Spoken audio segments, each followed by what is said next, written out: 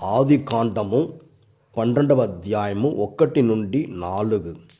దేవుడు అబ్రాముతో ఇట్లు చెప్పెను, నీ దేశమును, నీ చుట్టపక్కలను, నీ పుట్టినింటిని వదలి నేను చూపు దేశమునకు వెళ్ళుము.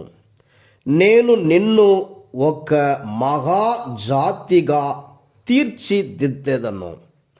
నిన్ను ఆశీర్వదింతును.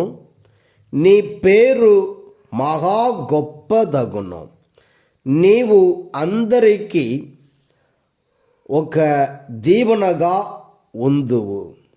నిన్ను దీవించు వారిని దీవింతును, నిన్ను శపించు వారిని శపింతును.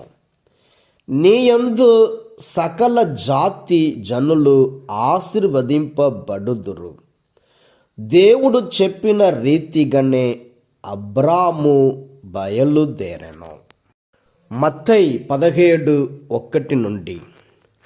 6 దినములు గడచిన పిమ్మట యేసు పేతురును, యాకోబును, అతని సహోదరుడగు యోహానును తన వెంట తీసుకొని ఒక ఉన్నత పర్వతము పైకి ఏకాంతముగా వెళ్ళెను.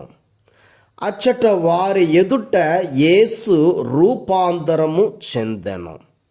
ఆయన ముఖము సూర్యుని వలె ప్రకాశించెను. ఆయన వస్త్రములు వెలుగు వలె తెల్లగా నయ్యెను. ఆయనతో మోషే, ఏలియాలు సంభాషించుచున్నట్లు వారికి కనబడిరి. అప్పుడు పేతురు, ప్రభూ, మనము ఇచ్చట నుండుట మంచిది. నీకు అనుమతి అయినచో నేను నీకు ఒకటి, మోషేకు ఒకటి, ఏలియాకు ఒకటి 3 శిబిరములను నిర్మింతును అని పలికెను. అంతలో ఒక కాంతివంతమైన మేఘము వారిని ఆవరించెను.